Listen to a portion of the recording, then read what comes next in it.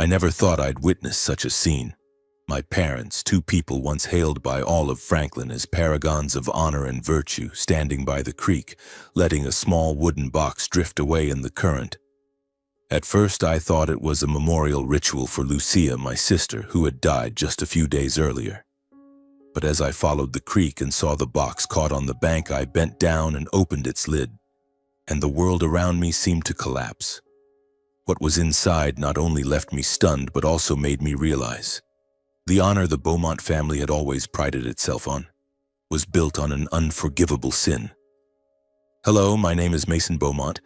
I'm 31 years old, living in a tiny apartment in Nashville where I spend my days with a camera, capturing the everyday moments people often overlook.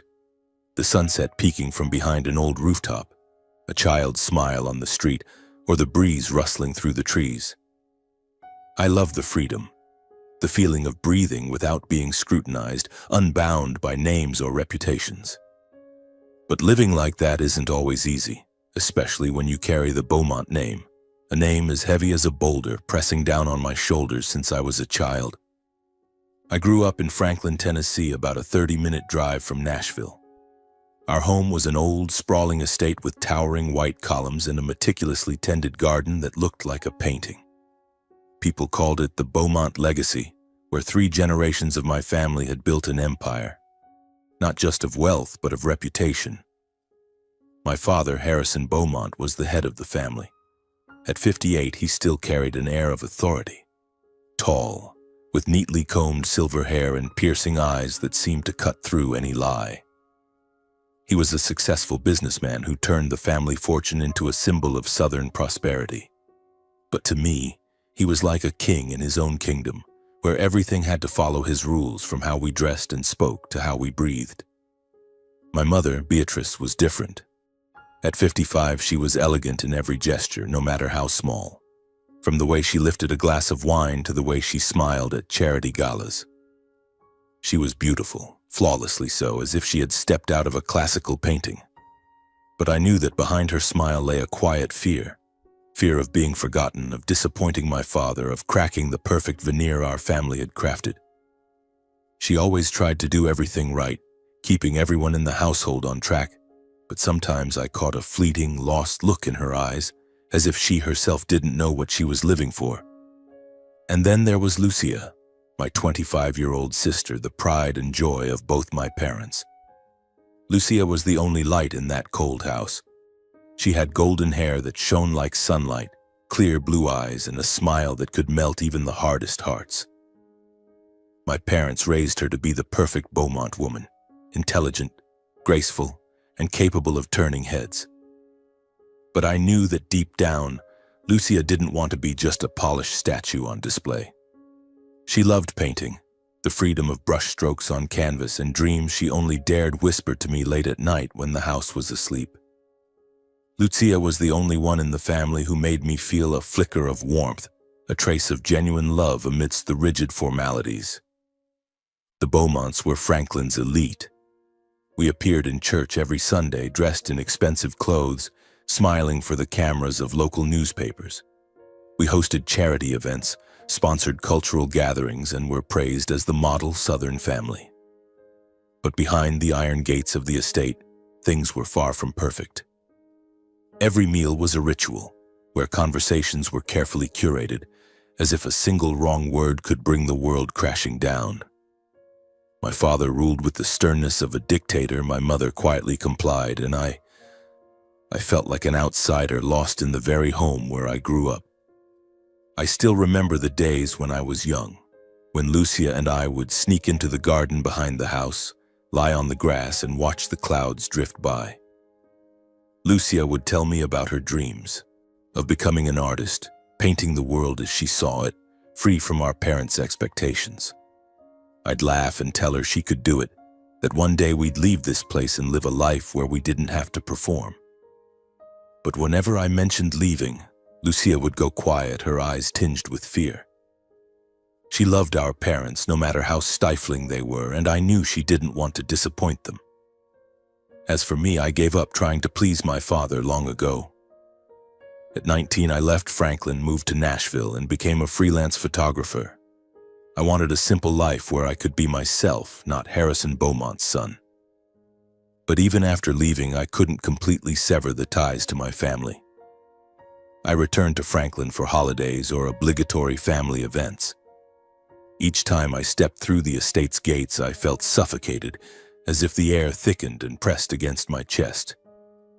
Family dinners were always silent, filled only with the clink of cutlery on porcelain plates and my father's questions about my work, not out of care, but to check if I'd done anything to disgrace the family. My mother would try to lighten the mood with stories about charity events, but her eyes always darted to my father, seeking his approval. Lucia, in rare moments, would sneak me a small smile, as if to say she was still there, still my sister. Everything in our family seemed calm, like the still surface of a Tennessee lake under the sun. But I knew that beneath it, undercurrents were silently stirring. Some nights, sitting alone in my Nashville apartment, I thought about Lucia, my mother, my father, and wondered if the Beaumont's perfect facade could hide its cracks forever. I felt the suffocation building like a storm approaching, and I feared that when it finally hit, none of us would emerge unscathed. The cracks began to show at a community event in Franklin, an annual affair where the Beaumont family was always the center of attention. It was a crisp autumn day, the sky clear and blue, the air carrying the scent of dry leaves and the faint sound of violins drifting from an outdoor stage. I stood at the edge of the public garden, my camera hanging loosely around my neck, quietly observing the crowd. My father, as usual, was shaking hands with local politicians. My mother smiled gracefully beside the town's elite women, and Lucia, my sister, looked radiant in a pale green dress, moving through the crowd like a gentle breeze. But that day, I noticed something different in her eyes. There was a spark, not the polished glow honed by years of etiquette lessons, but a genuine light, as if she were guarding a secret. I didn't think much of it until I saw Lucia pause near a secluded corner of the event where a young man stood. He wore a simple white shirt with rolled-up sleeves, his brown hair tousled, and a smile as bright as sunlight. That was Eli Turner, a mechanic from a small garage on the outskirts of town. I'd met him a few times in passing in Franklin, a hard-working, down-to-earth guy who had a way of putting people at ease. Lucia and Eli were talking, starting with polite small talk, but their eyes lingered on each other longer than usual. From a distance, I sensed a shift in the air, as if an invisible thread had just been pulled taut between them. Their relationship bloomed quietly, like wildflowers growing between cracks in stone. Lucia started slipping away from the family's tedious gatherings, making excuses to go out, and I knew she was meeting Eli. They dated in secret, often in places where no one would notice. A small cafe on the edge of town or a quiet corner of a park at sunset. I caught them once driving past a riverside road. Lucia was sitting on a wooden bench, Eli beside her, both laughing, their hands tightly clasped. I stopped the car and watched them from afar, my heart warming. Lucia looked truly happy, as if she'd found a piece of herself she'd always longed for. But that happiness was as fragile as a petal in the wind. It wasn't long before rumors began to spread. Franklin was a small town where secrets had a way of slipping through walls. A friend of my mother's saw Lucia and Eli together at a farmer's market. A guest at a charity event whispered about spotting the Beaumont girl with a common man. Those murmurs quickly reached my father's ears. And when Harrison Beaumont heard something that displeased him, the world seemed to stop turning. I still remember that dinner, the air in the dining room heavy as lead. My father sat at the head of the table, his eyes icy, his lips pressed into a tight line. My mother tried to maintain her composure, but her hand trembled as she poured water. Lucia sat across from me, her head bowed, her golden hair hiding her eyes. No one spoke. The only sound was the dry clink of cutlery against porcelain plates. Then my father spoke, his voice low and sharp as a blade. "Lucia, where were you this afternoon?" She looked up, attempting a smile, but I saw her lips quiver. I was just taking a walk, Father." "A walk?" He raised an eyebrow, his gaze drilling into her. "With a mechanic?" The room froze. My mother stopped breathing, her hand clutching her napkin. I looked at Lucia, my heart pounding, wanting to say something to protect her, but my throat tightened. Lucia tried to respond, her voice barely a whisper. "He's a good person, Father." "He? Good?" My father cut her off, his voice booming like thunder. "A low-life, uneducated, nameless nobody, and you dare call him good? You're disgracing the Beaumont name." Lucia lowered her head, tears silently falling onto her untouched plate. My mother quickly intervened, her voice trembling. "Harrison, please, calm down. It's probably just a misunderstanding." But her eyes were vacant, as if she didn't believe her own words. I looked at my father, then my mother, then Lucia, feeling a quiet anger smoldering in my chest. But I knew that if I spoke up now, things would only get worse. From that day, Lucia changed. She spoke less, often retreating to the garden behind the house, sitting alone with her easel and paints. Her artwork grew darker, filled with heavy grays and deep blues, as if she were trying to paint her inner turmoil. She started avoiding family events, citing exhaustion or busyness. But I knew she was clinging to the last scraps of her freedom, the happiness she'd found with Eli. Then one day, Lucia came to me. She knocked on my Nashville apartment door late one evening, her hair disheveled, her eyes gleaming with a mix of joy and fear. "Mason," she whispered, gripping my hands tightly, "I'm pregnant." I was stunned, at a loss for words. Part of me wanted to hug her, to congratulate her, because I could see the joy in her eyes. But another part knew this news would be a bomb detonating in the Beaumont household. "Lucia," I asked, my voice hoarse, "have you told our parents?" She shook her head, tears streaming down her cheeks. "I know they won't accept it. But I love Eli. He's everything I've ever dreamed of. I believe they'll understand if I can just explain." I hugged her, but my heart was heavy. I knew my father.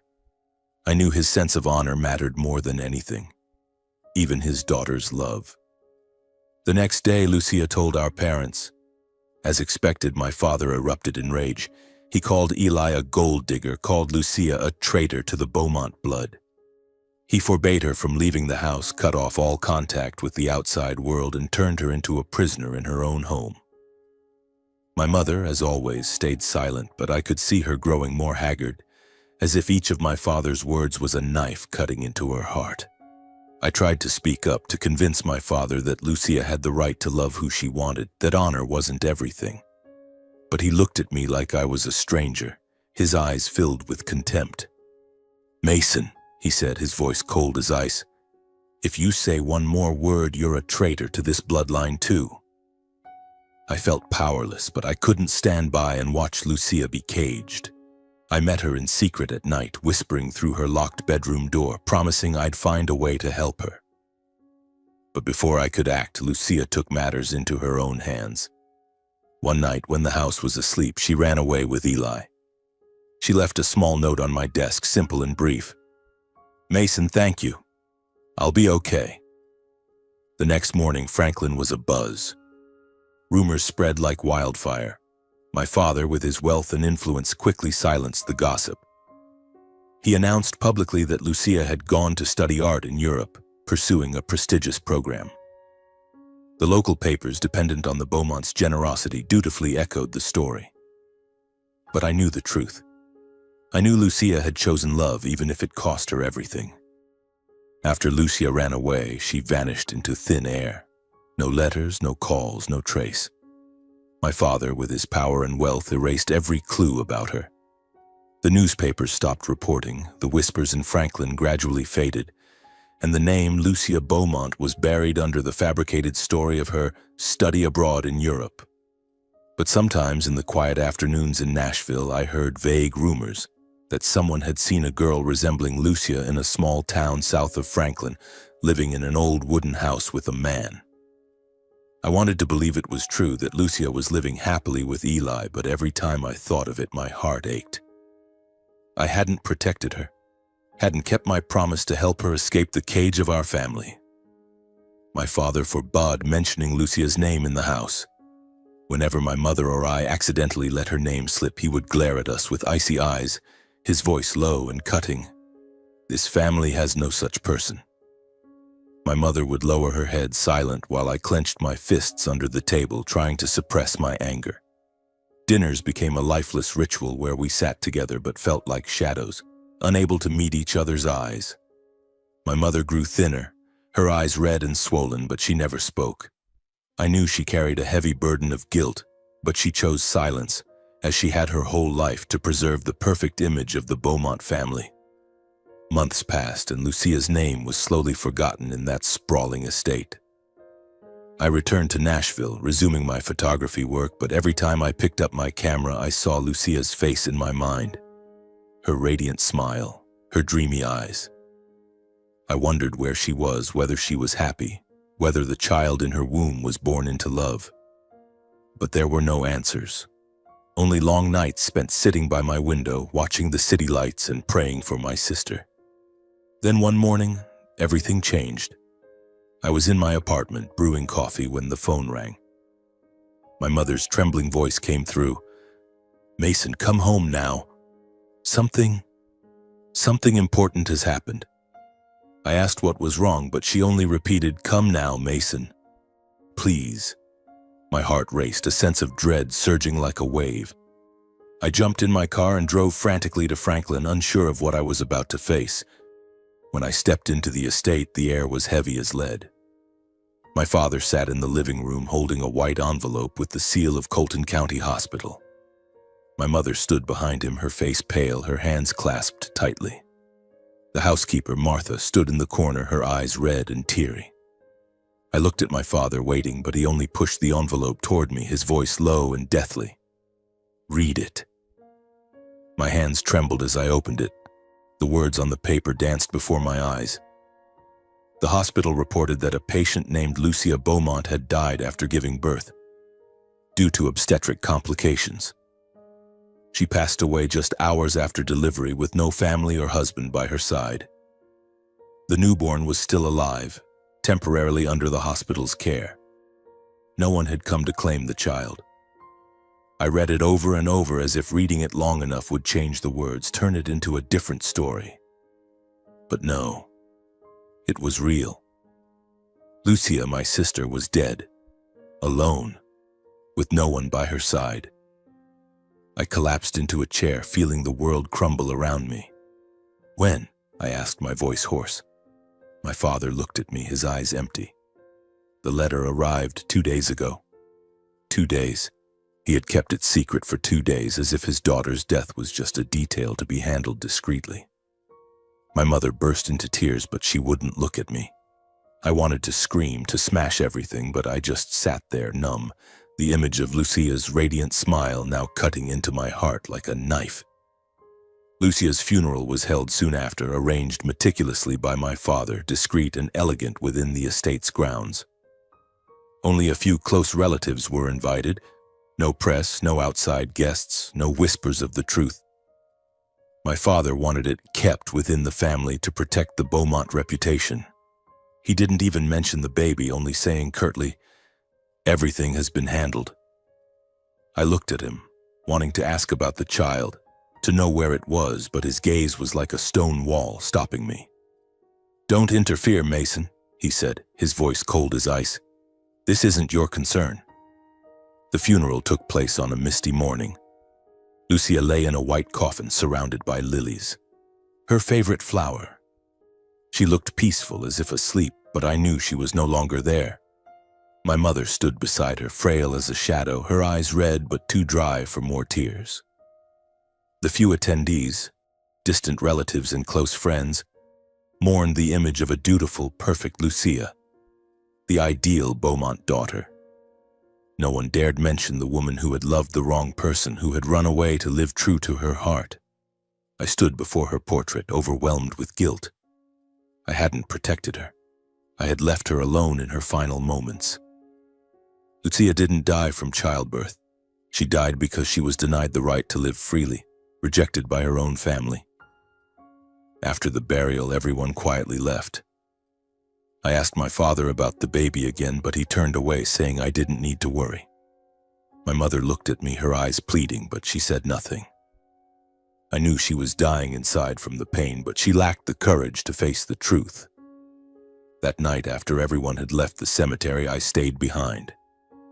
The Franklin mist hung thick and cold, wrapping me like a damp blanket. I stood before Lucia's grave, quietly recalling the days of our childhood, when she'd grab my hand and run through the garden laughing amid falling petals. "Mason," she once said, "one day I'll paint the whole world and you'll capture it with your camera, okay?" I promised I would, but now I stood here before a cold gravestone with promises I'd never kept. I knelt down, placing my hand on the freshly turned earth, and whispered, "Lucia, I'm sorry." Tears rolled down my cheeks, blending into the mist. A few weeks after the funeral, I returned to the Beaumont estate to visit my mother. I didn't want to go, didn't want to step into that oppressive, gloomy space, but I couldn't leave her alone. She was growing frailer by the day, her eyes sunken as if her soul had left with Lucia. The air in the house was heavy, suffocating, like a living tomb. No one spoke of Lucia. Her name was taboo, as if she had never existed. My father maintained his steely exterior, controlling everything with cold precision. But I caught glimpses of a lost look in his eyes, as if he too was fleeing from his own shadow. My mother was quieter than ever, moving like a ghost, her hands trembling as she held her teacup. I wanted to say something, to break the deadly silence, but every time I looked into her eyes, I saw only unspoken pain. I couldn't bear it. I needed air, needed to escape the house that was choking me. I walked out to the garden behind the house where Lucia and I used to play as children. The garden was still beautiful, with neatly trimmed rose bushes and a small creek babbling over stones. I stopped by the creek, taking a deep breath, trying to find a shred of peace. There I remembered the time-lapse camera I'd set up months ago, when I'd wanted to capture the beauty of nature to escape the family's tensions. The camera was still there, hidden under foliage, silently recording every moment of the creek. I retrieved the camera and checked the footage, thinking the images might bring me some comfort. But when the screen lit up, my heart stopped. Just hours earlier, at sunset, the camera had captured something I never could have imagined. My parents appeared by the creek, their postures rigid, as if doing something they didn't want anyone to see. My father held a small wooden box wrapped in white cloth, his face tense, his eyes scanning the surroundings as if afraid of being caught. My mother stood beside him, her head bowed, her hands clenched tightly. Then, as if resolved, my father released the box into the creek. It floated silently with the current, bobbing gently in the ripples before my parents turned and walked away, as if nothing had happened. I stood frozen, gripping the camera, my heart pounding. What was that box? Why had my parents done this? A chilling sense of dread surged through me like a cold wave. I couldn't make sense of it, but I knew something was terribly wrong. Without thinking, I ran along the creek, my eyes fixed on the water, searching for the box. The creek wound through the garden, weaving between tree roots and stones. I ran nearly a mile, my breath ragged, my feet slipping on the damp earth, but I didn't stop. Then, among the tangled roots along the bank, I saw it, the small wooden box caught, swaying gently in the water. I rushed forward, the icy water soaking my shoes, but I didn't care. I lifted the box, my hands trembling. It was heavier than I expected, and as I touched it, I felt a fragile sense of life within. My heart raced, threatening to burst. I set the box on the bank, opened the lid, and the world seemed to stop. Inside, wrapped in a white cotton cloth, was a newborn baby. Its lips were bluish, its eyes closed, but its tiny chest rose and fell faintly. It was alive. I was stunned, unable to believe my eyes. This baby. I was certain it was Lucia's child, the grandchild my father had said was handled. My heart tore apart.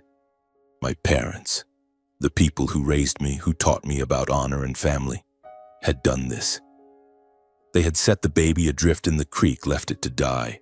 The honor of the Beaumont family, which my father placed above all else, had turned him into someone I no longer recognized.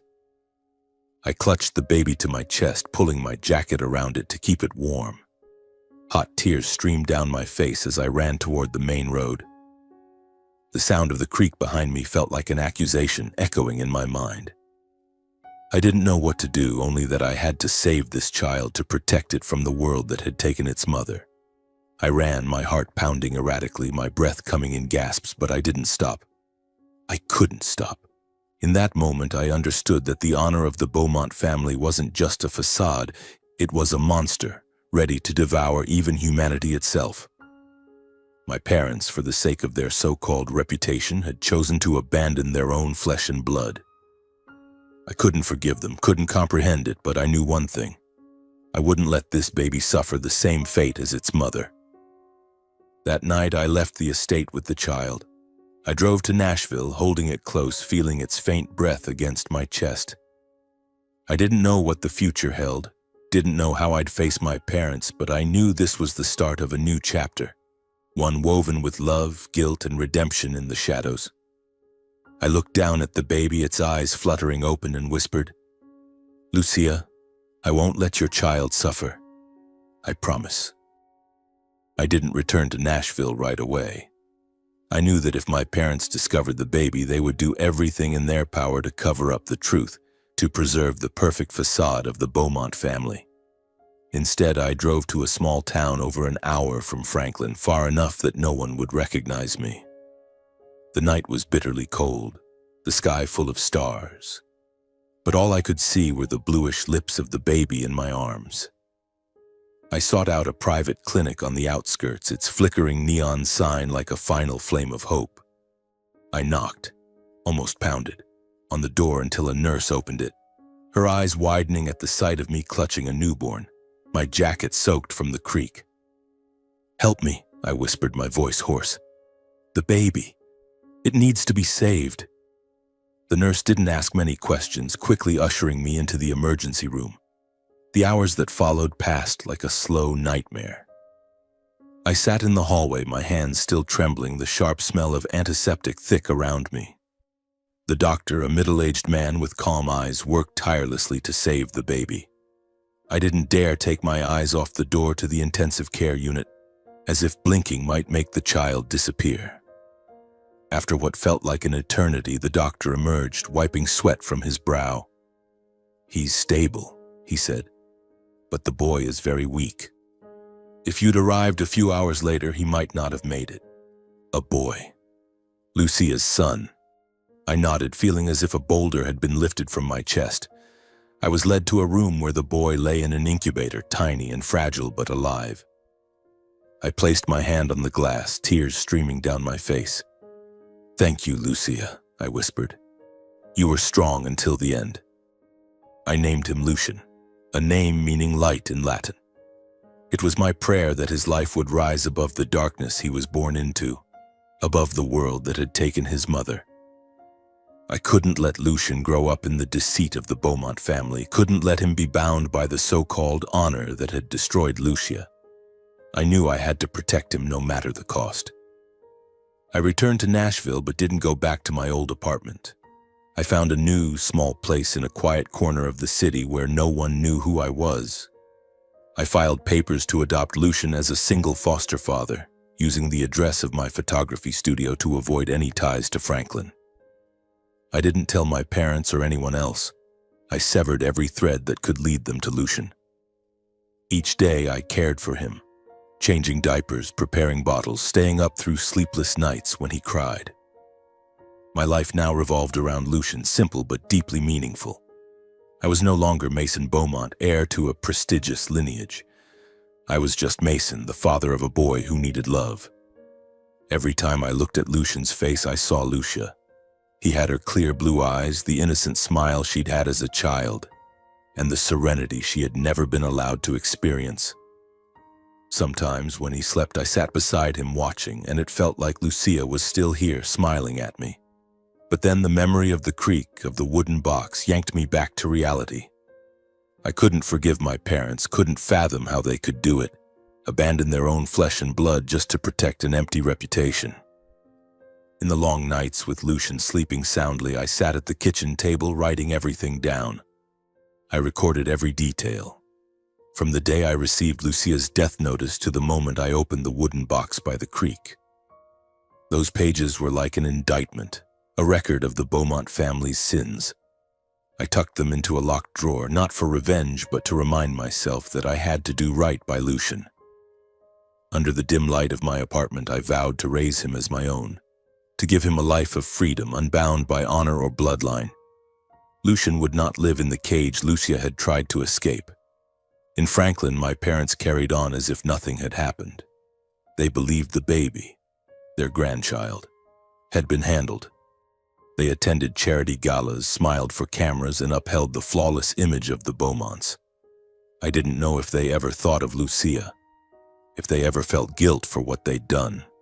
All I knew was that every time I looked at Lucian, I saw a part of Lucia living on, and I would do anything to protect that light. Over the years, I gradually cut contact with my family. I still returned to Franklin for holidays, but only to check on my mother to make sure she was okay. Our visits were brief and awkward.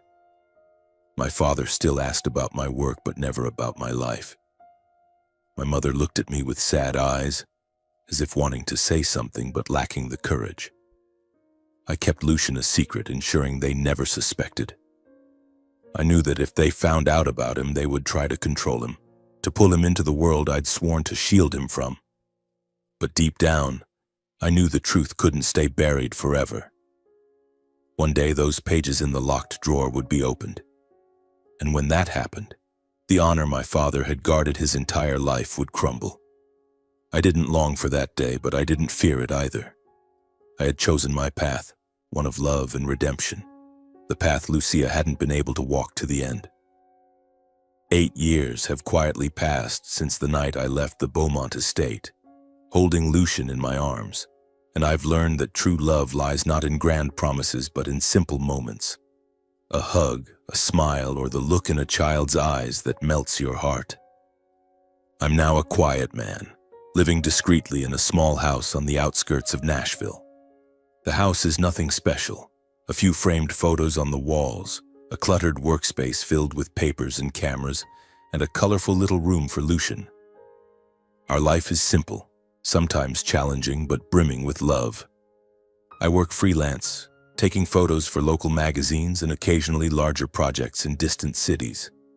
But no matter how busy I get, I always make time for Lucian, the 8-year-old boy who has become the center of my world.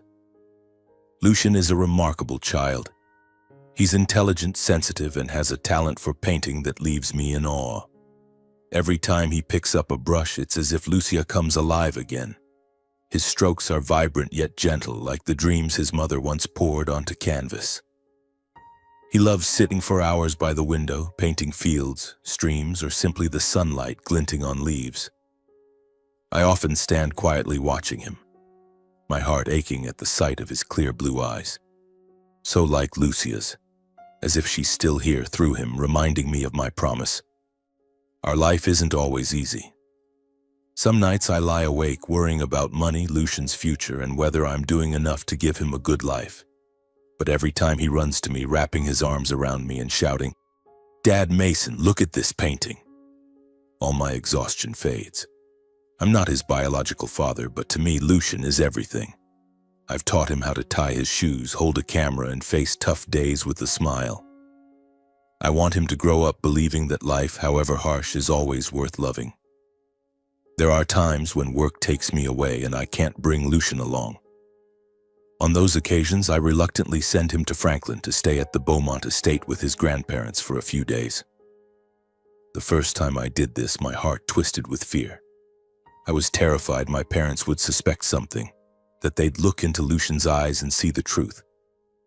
To prevent that, I crafted a story. Lucian was the son of an old colleague who saved my life in an accident. When the man died of illness, I promised to care for his son and adopted Lucian. My parents didn't ask many questions. Perhaps because they didn't want to dig deeper or because they were used to my unconventional life.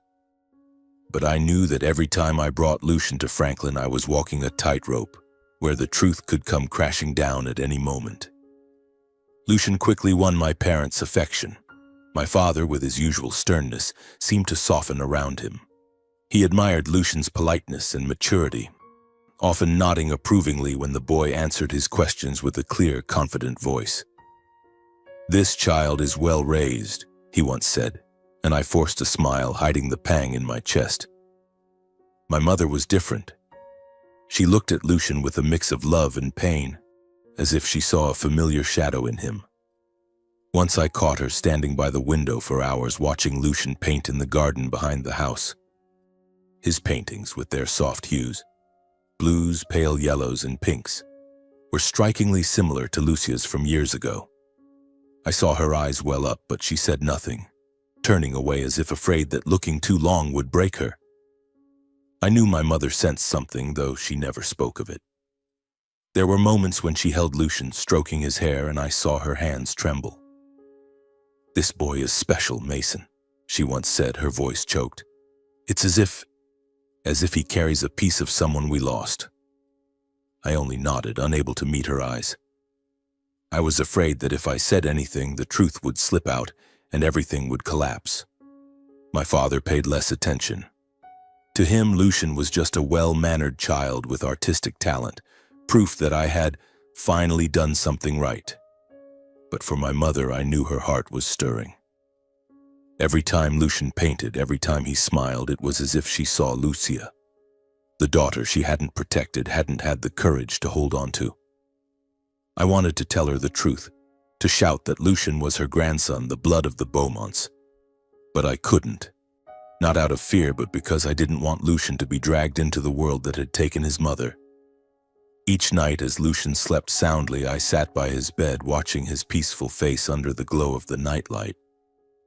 Those moments made me realize that the truth, no matter how hard I tried to bury it, was finding its way back.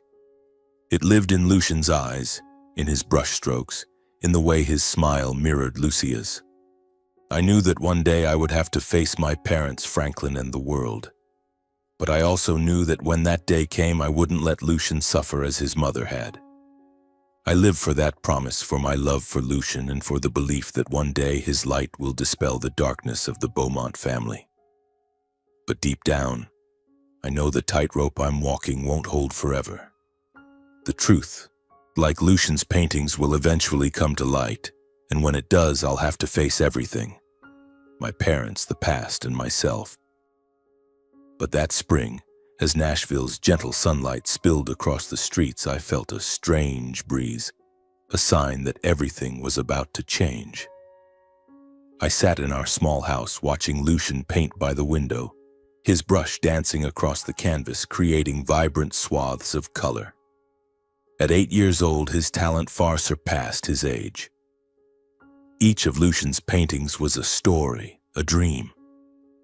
One morning, while reading the newspaper, I stumbled across an article about the Young Talents of Tennessee competition, a statewide art event for exceptionally gifted children.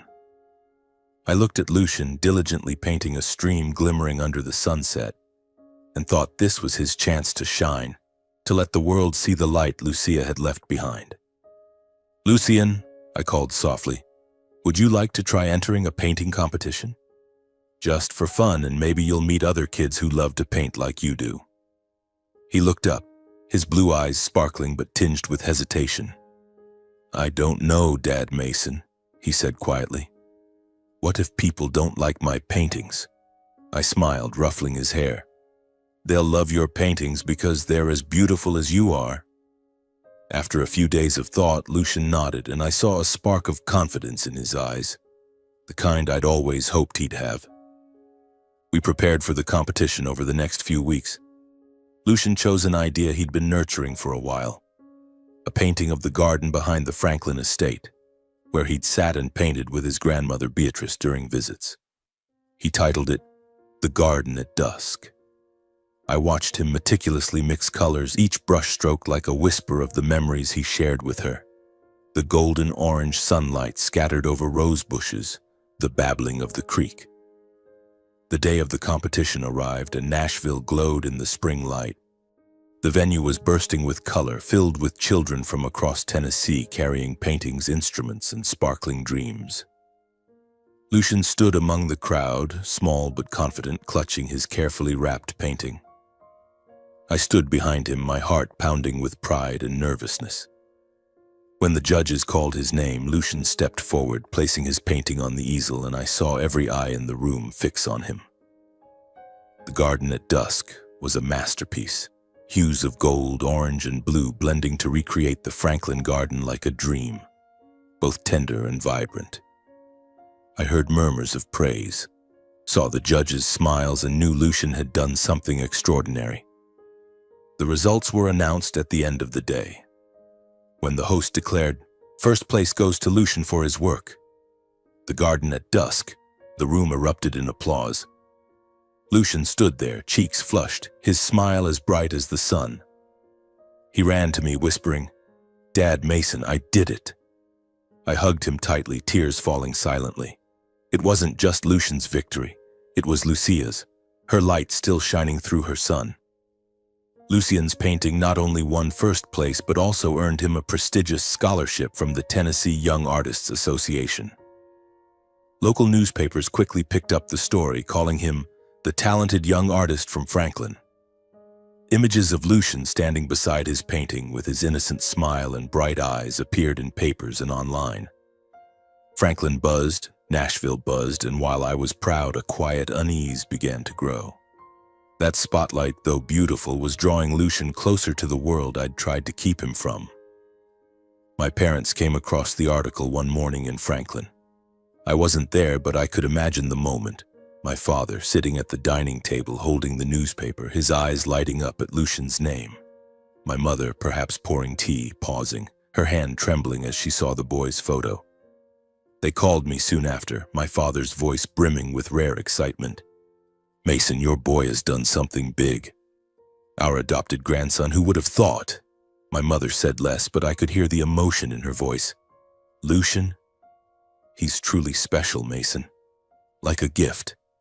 They began boasting about their adopted grandson everywhere. At social gatherings, my father introduced Lucian as Franklin's young hope, his voice full of pride as he spoke of the boy's award. "This boy has a rare artistic blood," he said, unaware of how close his words were to the truth. My mother smiled, but I knew her heart was a sea of emotions, pride, guilt, and a vague pain she couldn't name. She often told me about Lucian's visits to Franklin, how he sat painting in the garden, how his artwork reminded her of Lucia's. "There's something about that boy," she said, her voice trembling, "as if he belongs here." I watched from a distance, both joyful and wary.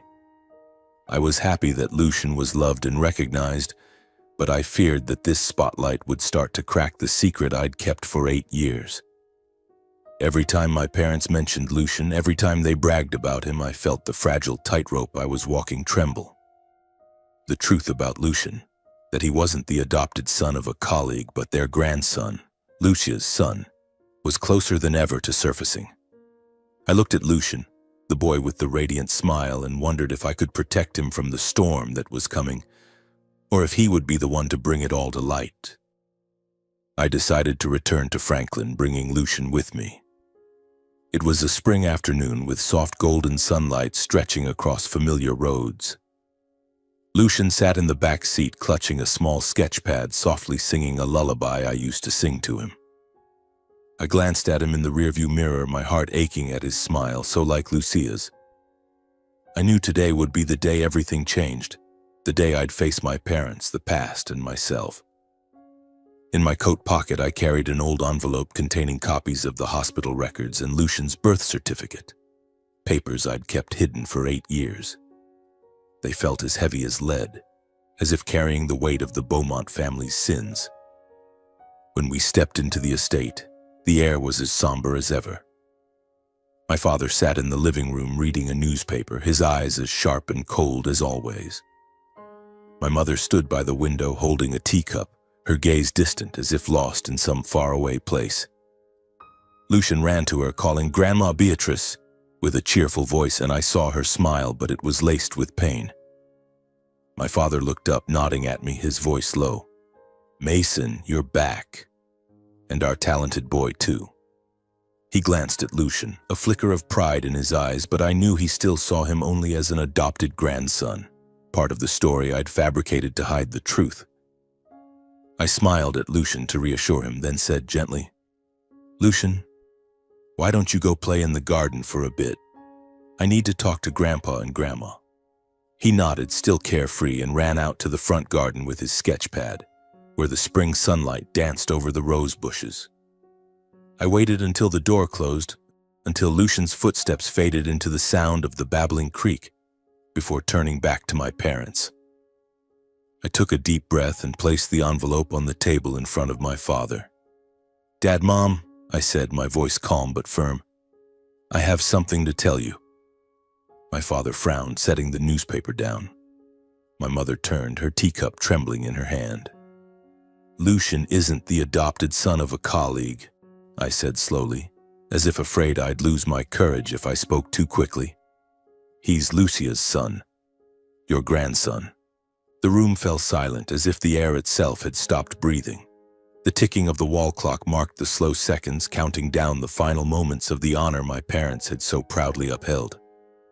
My father froze, his hand trembling slightly, his eyes locked on the envelope as if unable to believe what was before him. My mother stumbled back a step, her teacup crashing to the floor, shattering into pieces. Tears streamed down her cheeks, and I saw memories flooding back in her eyes. "No," she whispered, her voice choked. "It can't be."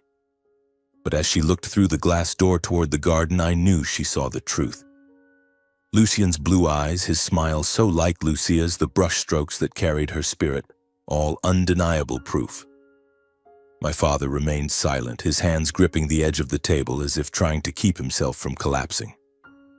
I opened the envelope, pulling out the hospital records and birth certificate, and placed them before him. "This is the truth," I said, my voice steady but heavy. "Lucian is Lucia's son, the child you left in the creek, the child you said was handled." The air grew thick, as if all the oxygen had been sucked out. My father bowed his head, and for the first time in my life I saw him speechless. He looked at Lucian, the boy with his daughter's eyes, and I saw the collapse in his gaze. Gone was the commanding presence, the cold control.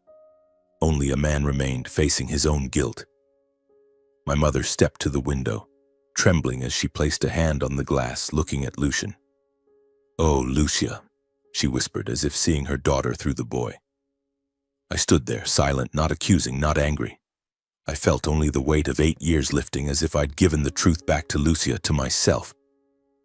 Finally, my father spoke, his voice broken and hoarse. "Mason, I'm sorry." It was the first time I'd ever heard him apologize, and it felt like a knife, both painful and freeing. He looked at Lucian, tears rolling down his weathered face.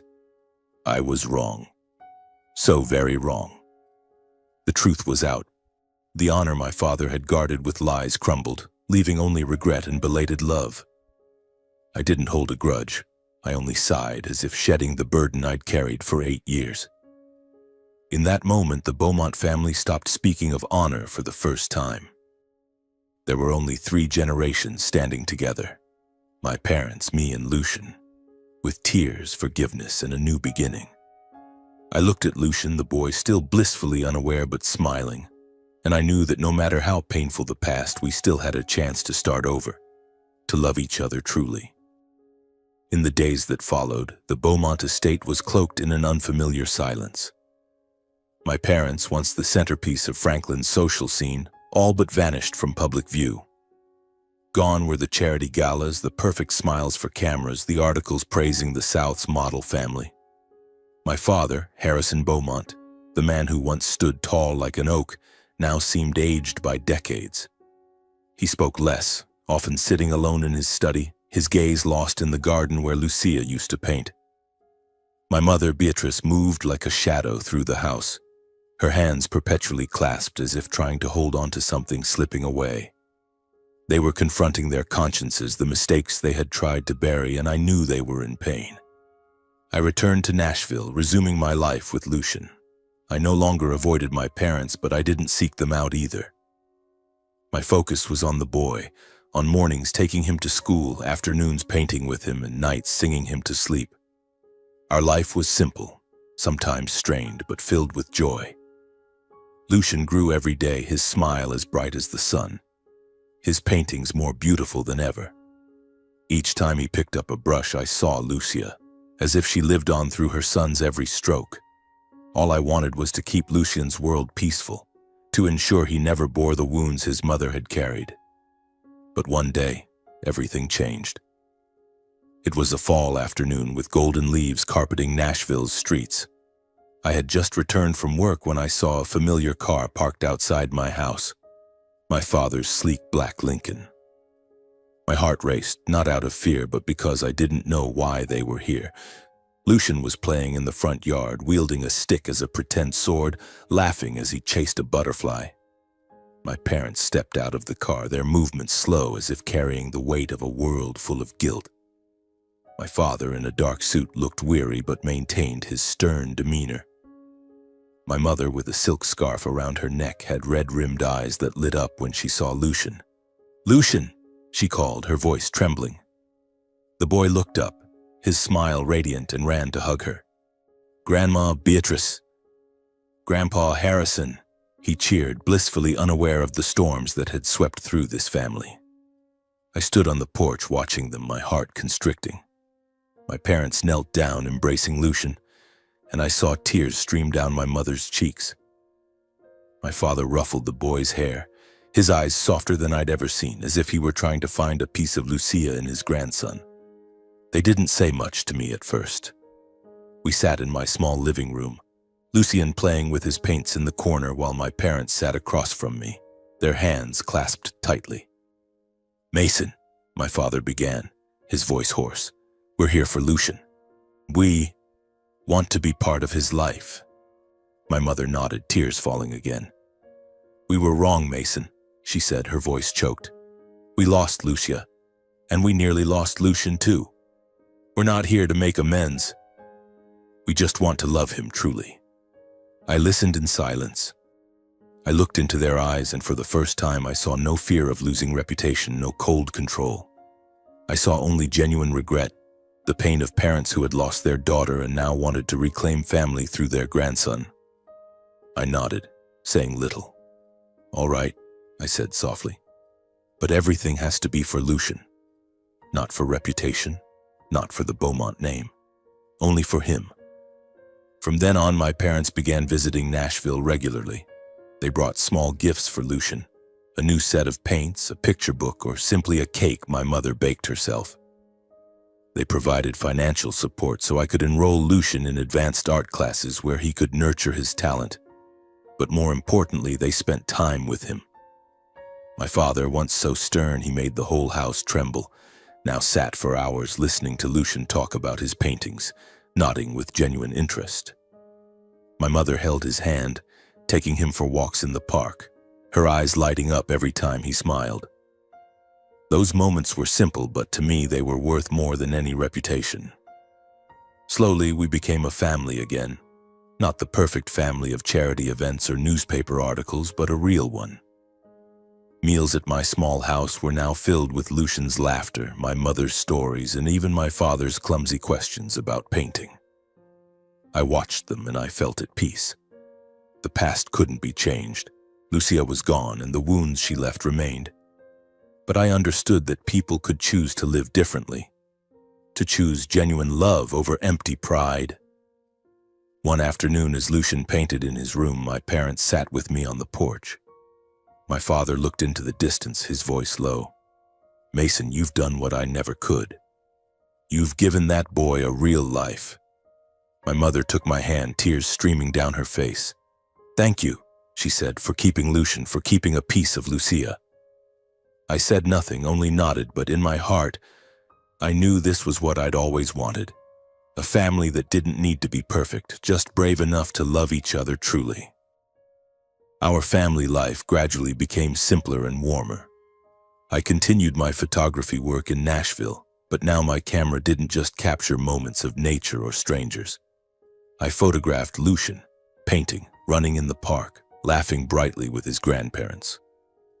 I captured our modest dinners where my father shared stories of his youth, my mother smiled gently, and Lucian chimed in with innocent questions. These photos weren't perfect, not staged like the ones from the Beaumont's charity galas, but they held love, the kind I'd spent my life searching for. My father, Harrison Beaumont, once a symbol of power and prestige, changed. He stepped away from the business world, abandoning high-stakes meetings and million-dollar deals. Instead, he devoted himself to charity, funding art scholarships for underprivileged children. I saw him at small exhibitions in Franklin, standing among kids listening to their dreams. Once he brought Lucian to one of these events, and I saw him smile as the boy pointed to a painting and said, "Grandpa Harrison, this looks like the one I did at home." My father patted his shoulder, his eyes alight, not with the obsession for honor, but with the warmth of a grandfather learning to love. My mother, Beatrice, also found a way to heal. She reopened Lucia's painting room at the Franklin estate, a room that had been locked tight since Lucia ran away. She cleaned it, hung Lucia's old paintings, and turned it into a creative space for Lucian. Every time he visited Franklin, he'd run straight to that room, sit at the easel, and create vibrant artworks. My mother would stand nearby, silently watching, and I knew she saw Lucia in every brushstroke. "He's so much like your sister," she once told me, her voice trembling. "It's like she never left." I nodded, holding her hand, feeling the peace she'd rediscovered after years of fear and guilt. More than anyone, I understood that forgiveness doesn't mean forgetting. Forgiveness is learning to live with the past, accepting the wounds and turning them into strength. I didn't forget what my parents had done, the creek, the wooden box, Lucia's pain. But I chose to forgive, not for them, but for myself, for Lucian, and for the dream of a real family. I began writing a memoir, chronicling the Beaumont story. From the stifling days under the veneer of honor to the night I found Lucian, to our journey of rediscovering each other. I wrote not to accuse, but to tell the truth, to remind myself that love is always worth more than any reputation. The memoir ended with a line I wrote on a long night as Lucian slept beside me. "No honor is worth sacrificing love. No tradition is nobler than compassion." Years later, when Lucian was older, he found the memoir in an old drawer. He read it page by page, line by line, and I saw his eyes well up as he came to hug me. "Dad Mason," he said, his voice choked. "Thank you for keeping me, for telling me about Mom." I held him tightly, tears streaming down my face. Lucian understood that our family had once been lost, caught in a whirlwind of honor and lies. But he also saw how we found our way back. Through forgiveness, through the courage to face our mistakes. He carried that lesson not just in his paintings, but in how he lived, how he loved, and how he faced the world. Our story ended on a peaceful afternoon in Franklin. Under the ancient oak tree in the garden, I picked up my camera, ready to take a photo. My father sat on a wooden chair, his silver hair glinting in the sunlight, telling Lucian a story from his youth. My mother sat beside him, her hand entwined with his, smiling gently as Lucian interrupted with innocent questions. I raised the camera, and as they looked toward me, I pressed the shutter. The photo captured that moment. My father, my mother, and Lucian sitting together, their smiles serene, with nothing left to prove, nothing left to hide. Just love, simple and true. Looking at that photo, I knew the Beaumont family had found its path. Not a path of prestige or tradition, but one of compassion. I wanted to leave a message, not just for my family, but for anyone lost in empty values. Honor doesn't lie in bloodlines, but in how we choose to treat those we love. The Beaumonts once thought honor was everything, but we learned it only matters when built on love and sincerity. The truth can hurt, but silence is crueler. I kept Lucian's secret for 8 years, and with each passing day I realized that the truth, however painful, is the only path to liberation. Forgiveness isn't about erasing mistakes. It's about freeing yourself from resentment. I forgave my parents not because they deserved it, but because I wanted to live a life unbound by the past. Sometimes a family doesn't need to be perfect, just brave enough to love truly. I looked at Lucian, the boy who had become my light, my parents' light, and the light of the Beaumont family. Under that oak tree, I knew we'd found what mattered most. Not fame, not tradition, but each other.